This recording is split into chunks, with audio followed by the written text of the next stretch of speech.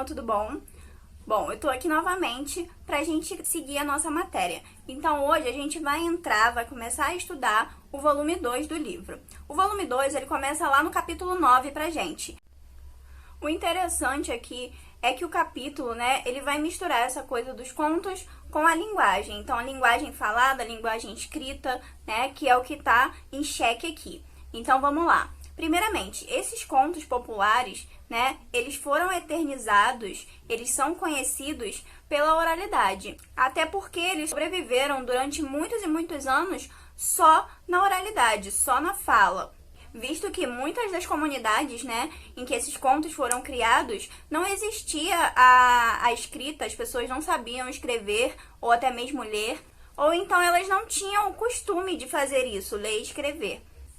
Então, elas acabaram vendo na fala, na oralidade, um meio de transmitir a sua cultura, de perpetuar a sua cultura, passar a sua cultura de geração em geração e também de entretenimento, uma forma de entretenimento entre eles ali. Só que assim, em algum momento da história, esses contos populares, eles foram registrados por pesquisadores. E esses pesquisadores, eles queriam manter alguma coisa da fala nesses contos. Portanto, quando a gente vai ler os contos populares hoje, ainda tem um resquício de oralidade. O que é isso? Alguns traços da fala. Então, como a apostila diz, como a apostila traz pra gente, é muito comum a gente encontrar nesses contos populares repetição de palavras, por exemplo, a repetição de expressões também, que a gente sabe que não é legal usar num texto formal, porque torna o texto cansativo, mas mantém de alguma forma características específicas desse conto. Aí o livro, ele vem exemplificar pra gente essa repetição de palavras ou expressões lá no conto popular do capítulo. Então, essas repetições, elas podem ser vistas lá no diálogo da onça com o macaco. Ah, já quer? Vou fazer hoje, vou fazer amanhã. Então, esse vou, são repetições que enfatizam aqui a naturalidade da fala e, além disso, trazem um quê de humor, de reverência para o texto. Os vícios de linguagem, eles são muito comuns quando a gente fala da oralidade, na fala. Então, por exemplo, aqui, gravando uma aula para vocês, toda hora vocês vão me ouvir falando para ver se vocês estão entendendo. Toda hora vocês vão me ouvir falando então, o e daí e tal. Só que assim, num texto formal, num texto acadêmico, num texto da escola, por exemplo, vocês não podem fazer isso. Vocês não podem repetir toda hora, e agora, e daí. Não podem colocar o por exemplo, porque isso são traços da oralidade. Então é importante lembrar que essas repetições, elas são bem vistas quando estão num conto popular, tá? Porque esse texto, ele traz essa marca da oralidade, obrigatoriamente.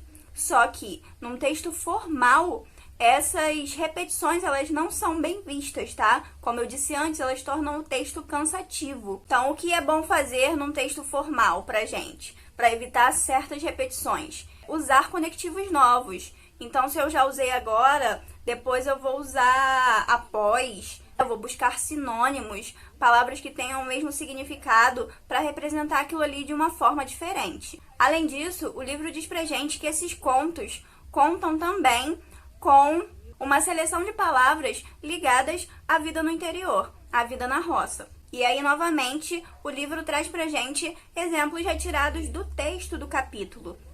Sela, brida, que é rédea, o tirão, que é um laço, espora e outras palavras do tipo compõem esse texto popular. Vocês vão ter que produzir contos populares posteriormente a esse capítulo aqui. Então, fica de lição que para vocês que vão produzir esse tipo de texto, é importante que vocês registrem o texto da forma que acharem melhor.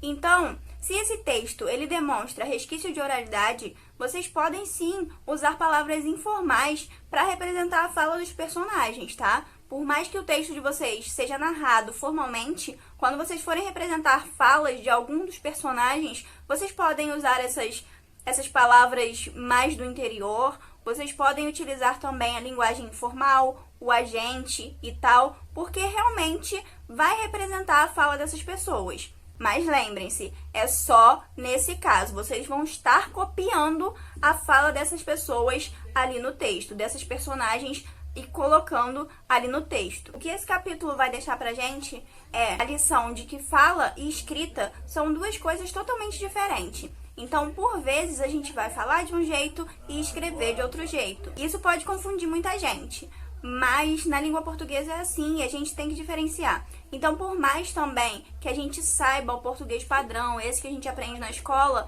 a gente também precisa ter noção da linguagem oral, saber suas diferenças e saber quando usar linguagem formal e a linguagem informal. Lá na página 342 do livro de vocês podem ver um quadrinho comparativo. Então, de um lado, a gente tem a escrita e de outro lado, a gente tem a fala. Então, a gente vê que na escrita, a gente tem uma interação à distância e na fala, a gente tem uma interação presencial.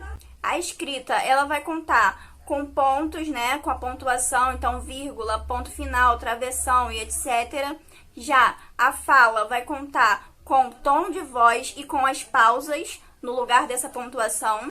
A escrita, ela traz uma ampla possibilidade de planejamento e de pesquisa. Então, antes de escrever um texto, a gente tem essa liberdade de planejar e pesquisar previamente. Já na fala, não, tem que ser tudo simultâneo, na hora. A escrita, ela tem um retorno que é apenas pressuposto. Então, você supõe que o seu leitor vai gostar daquilo ali ou não, que ele tá te entendendo ou não.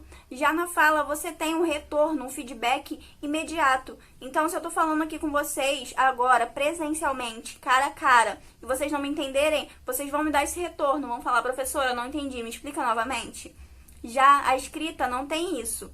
A fala também, por meio desse retorno imediato, ela pode ser reprogramada. Então, se eu ia falar uma coisa, mas vocês pedem para eu reexplicar aquilo, eu reprogramo a minha fala e devolvo uma fala nova para vocês. Redireciono o meu texto. A escrita não tem isso. A escrita, ela é mais linear. Então, coisas acontecem após as outras coisas. Eu não vou ficar repetindo toda hora a mesma coisa, ou pelo menos não deveria. Isso torna o meu texto também cansativo. Já a fala, ela permite repetições e retomadas a todo momento. Então, se eu repetir uma coisa aqui agora, tudo bem para vocês, porque talvez vocês até tenham esquecido essa coisa. A escrita, ela revela o produto final, então vocês já vão ter contato com o texto pronto. Já a fala, ela revela o processo de criação. Então, eu estou falando aqui nesse exato momento com vocês, né? Vocês estão vendo o processo de criação dessa fala. A escrita, muitas vezes, ela tem uma criação individual, né? Então, você cria sozinho aquele texto. Já a fala, ela tem uma criação tanto coletiva quanto alternada. Então, ela é coletiva porque eu tô falando, se eu estivesse falando presencialmente com vocês, vocês me retribuiriam isso e colocariam uma outra fala na minha fala. E alternada porque eu falo, você fala, ele fala, o outro fala, eu falo, né? Então, a gente reveza essa fala. O livro traz como destaque pra gente a pontuação. Então, a pontuação na escrita, ponto final, vírgula, travessão, ponto e vírgula, seja lá o que for, 2 pontos, ponto de exclamação, interrogação e tal, ela é expressa, né? Então, se você está fazendo uma pergunta, automaticamente você vai escrever ela e depois um ponto de interrogação, se for uma pergunta direta. Se você está escrevendo uma coisa, por exemplo, que demonstre emoção, você vai colocar automaticamente depois dessa fala, dessa coisa que demonstra emoção, um ponto de exclamação. Agora, na fala, a gente não tem como colocar pontuação. Não tem como eu falar, eu fiz isso, isso, isso, vírgula. Isso, vírgula. Isso, ponto. Eu não falo assim, você não fala assim. Então, o que a gente faz para representar a pontuação na fala? A gente faz pausas, né? Então, no caso da vírgula, a gente faz pausas. No caso do ponto final também. Quando a gente quer expressar que aquilo ali é uma pergunta, a gente muda o nosso tom de voz.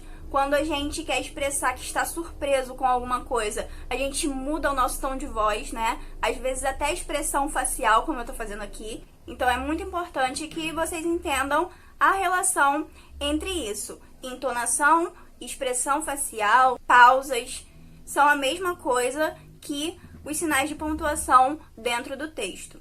Essa foi a nossa primeira aula do segundo volume. E eu espero que tenha ficado tudo bem claro para vocês. Se restar alguma dúvida, eu vou continuar pedindo para que vocês deixem nos comentários a pergunta, tá? Para que eu possa tirar essa dúvida. E não esqueçam de responder os exercícios extras, assim como a produção textual e retornar essa atividade para a escola, tá? Porque isso vale ponto para vocês. Muito obrigada pela atenção e até a próxima aula.